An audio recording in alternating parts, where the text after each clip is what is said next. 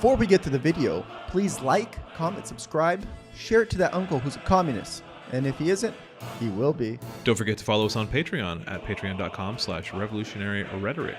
And Revolutionary Rhetoric is an affiliate of the Anti-Capitalist Podcast Network. All right, let's get to the video. Speaking one of the most major domestic news points that I think we've talked about here, there has been an attempted assassination on Donald Trump. As many of you know, this is obviously old news, but we're here to kind of revisit what the fuck happened, kind of just give some information out, dispel misinformation. Yeah, it was the 13th, which was, 5 days ago now? It was Saturday. So you'll probably hear this about a week post of it happening. Yeah, you'll get this. We're reporting on this about a week from when you're hearing this, a week after the event. So now which again, we've kind of said it a few times before, it's not a bad thing to kind of wait and sit on these a little bit because we get a little more information. More accurate information. And there's still like a lot of misinformation going around about this. I will say that first weekend this happened, either Saturday it happened Saturday.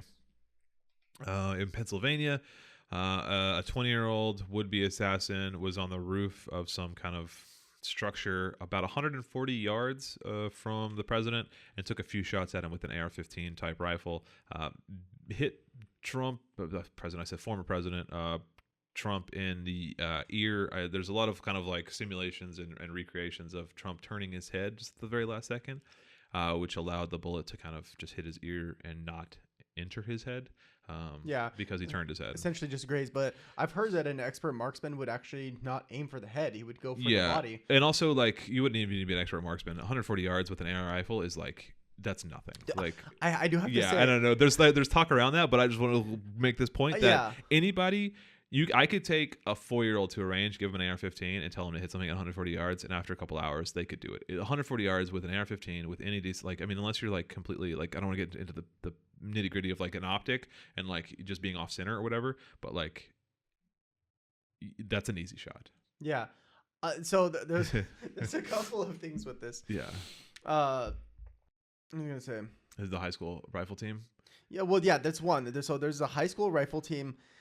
The person who shot him, what was his name? Crooks. Thomas Crooks. Thomas Crooks. Yeah. He basically tried out for the high school rifle team. Yeah.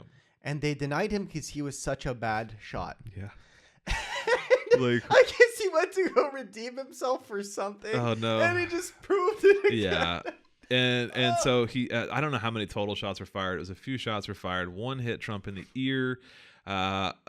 3 total people were hit. 1 was killed. One Trump attendee. It was at a Trump rally in, I think it was Philadelphia. It was in Pennsylvania. I don't remember if it was Philadelphia or Pittsburgh. But there was one attendee to the MAGA rally there was killed, and 2 other people are injured and in critical condition. I was actually trying to find their condition updates, and I don't have any details as to their status. The last I saw that they were just in critical condition, and I only bring that up because I think earlier on there was a lot of speculation that this was kind of a staged event, specifically and only because of how Trump reacted to it. It was like it just felt so theatrical of like he got shot and then he immediately was like fist pumping and hyping up the crowd. He has such content brainworms. Yeah, and that's the thing. Everything is about like content. He's like, how can I, flip this to trying to make and I mean he did. I mean he's job. A showman. He knows how to work a crowd, exactly. And so that's kind of where I think a lot of people were like, it felt like he was ready for it. If you rewatch it, it looks like he's almost ready for it. And I think that's that has been debunked just because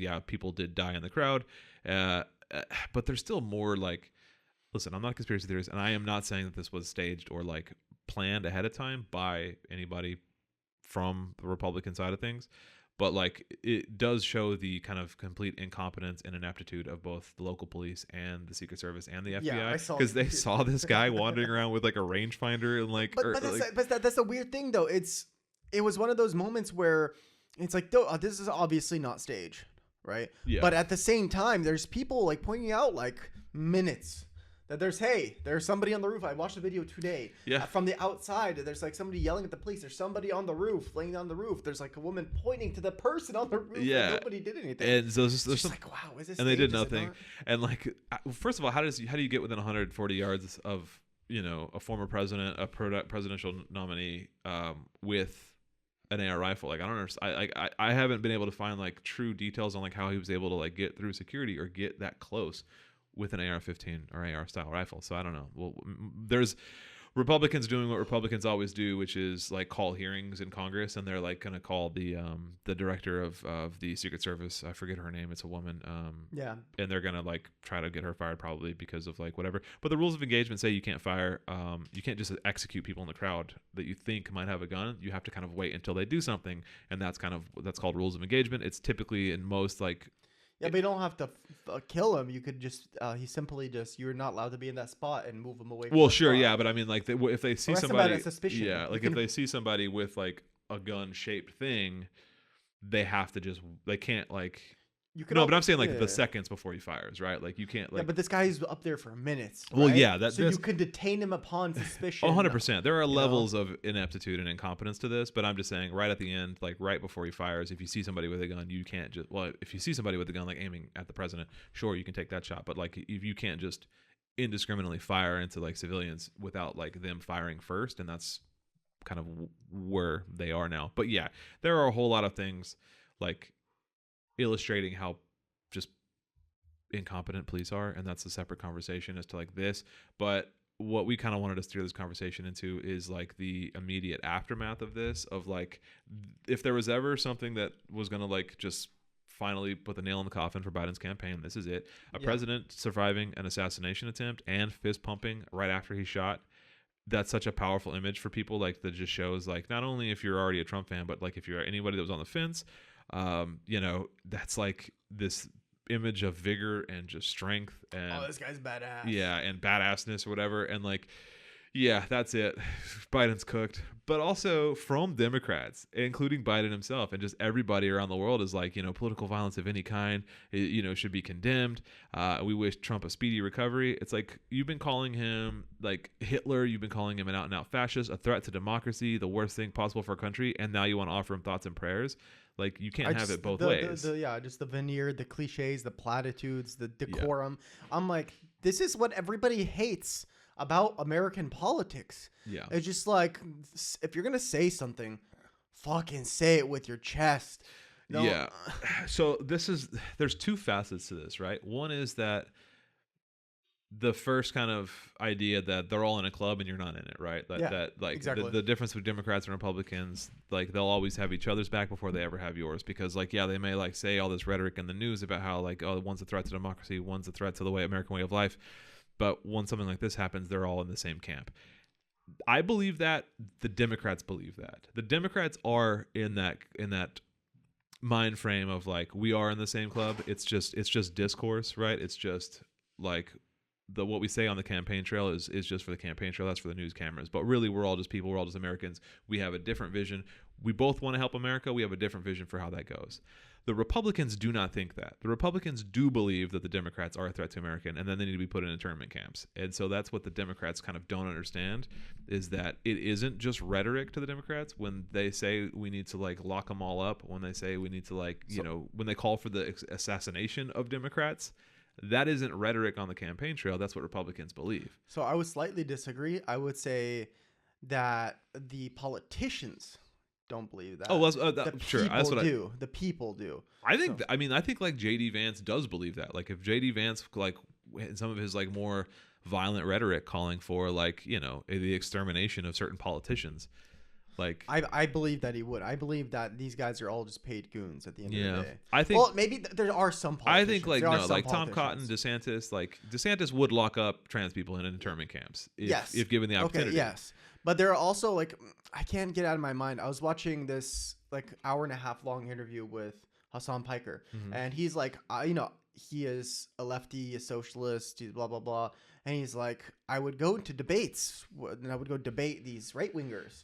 And, and we're going frivolously back and forth. You could obviously sense like the hatred of, the other, because it's just like you believe what they believe is practically evil. Yeah. And then he would get like after the debate, he's like, hey, you want to go grab a drink or something? And he's like, I fucking hate you. Yeah. Why the fuck would I ever drink? Yeah. I think like Tim Pool's like that and stuff. Exactly. Yeah. But he's like, to them, it's just work. To them, it's just like a job. It's a front. And when they put that down, they don't care. Yeah. I think there's a difference between like, the media people like Tim Pool and Candace Owens and people who are paid millions of But I dollars to think say that those stuff. are the same people that are running for to be politicians. I guess they just don't have the charisma. Yeah, they probably have... not all of them, but I think a lot of those politicians are like believers, right? Like I think there is. Yeah, I'm not saying none of them are. I'm just saying a lot of them are fucking. Sure. And I think Vance is one of those. There's just like, where's the wind blowing? Vance is a bad example because we're gonna talk about Vance next, but like he is like just a grifter and a con man and kind of just like whatever way the wind's blowing, just riding coattails to as much fame and money as you can. I wanted to jump back to the first section about the discourse around the shooting, because I forgot to talk about Jack Black and the whole Tenacious D drama. Okay. And this is pretty scummy. There was a show, I don't know where it was. There was they were on tour. I think they were overseas. So I think which is what people are like who are apologizing for. Let me get to the story. They were overseas somewhere, and it's Kyle Gass. If you don't know the band Tenacious D, it's Jack Black and I think Kyle Gass is his name. And it's like a comedy rock band, whatever. They're performing, and it's Kyle's birthday, and so Jack Black has like a cake brought out for him, and he blows out the candle, and he asks, "What does he wish for?" And then Kyle says something to the effect of, "For next time, the Trump shooter not to miss." And then like pretty funny, whatever. Like we all hoped that shot would hit. It didn't. That's a bummer. That guy needed better aim. Whatever. That's not a bad thing to say. Trump's a fucking fascist monster. Like whatever. So, but what happens next is Jack Black immediately cancels the show, cancels a tour, breaks up Tenacious D, goes to social media to write all of this like apologist stuff of like, there's no place for political violence. I just, I condone that type of language, yada, yada, yada. And like, if you know anything about Tenacious D and some of the shit, like the heinous shit they've done and said in the past, this is pretty hypocritical. And so what all of this is Jack Black securing his, future as like a voice actor in Disney movies and stuff. He wants to distance himself from this so that he can kind of continue making that money. It's just kind of really like, it's sad. It's just really like scummy to do to like your lifelong best friend. Kyle has now been dropped from the label and like been fired from all projects, and like he's just been completely left out to dry. Jack Black threw Kyle Gass under the bus so hard and so fast, and it's just such a. It just shows Jack Black's true character so fast, and it's like, wow, he's absolutely a fucking absolute piece of shit. Just Jack Black is just a total scummy piece of shit, which is not surprising. He's a celebrity, so like whatever, they're all scummy pieces of shit that like defend their own image. So great. But Jack Black was supposed to be kind of better than that, and he's just not. Know. So fuck Jack Black. Was a quote? Don't meet your idols. Yeah, never meet your idols. So like, yeah, it's just. I don't know. I just wanted to bring that up because there's been all of this talk of everyone just panicking. Like there was that story about that lady from Home Depot that got fired because she posted on Facebook, like it's a shame the Trump shooter missed. And so somebody went to her, the Libs of TikTok person, like tracked her down, found her at Home Depot. She got mobbed and like filmed while she was ringing up people at Home Depot while being accosted, and then Home Depot fired her. It's just like, talk about cancel culture, but like, yeah, it's just scummy. I would be remiss if I did not bring up the Jack Black story.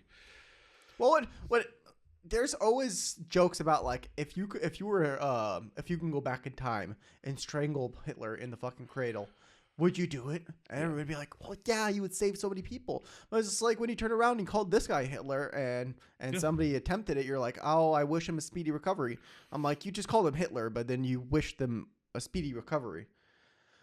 I saw the memes memes make of like sense, dog. Like going back in time, for Hitler's assassination attempt in the early 30s, and it's like, oh, we wish him a speedy recovery. No, like, the Weimar Republic. Yeah, it's like, dude. Yeah. USSR. We wish him a speedy recovery. Yeah, it just doesn't make any sense. And I saw an actual tweet that was like, and I don't think it was satire. I think it was said in all earnestly, which is like the only way to defeat fascism this November is to vote. And I'm just like, you fundamentally misunderstand the nature of fascism and electoral politics. How many memes there are just of that situation right there? Well, there's a meme that kind of keeps getting passed around on leftist circles, and it'll show up every now and again. And it's like the world you envision requires like unfathomable violence, and it's like the world like that we want requires violence. And so like, and I believe that. Like, I do not condone political violence. Political violence is necessary and is righteous. Like, if there is a fascist politician who is spouting like hate speech that is getting like trans people killed, that is getting gay people killed, that is getting brown and black people killed, it's not only morally okay, it's your duty to like put that person down. If you were to say anything against that, then talk about the American Revolution, right? What do you mean?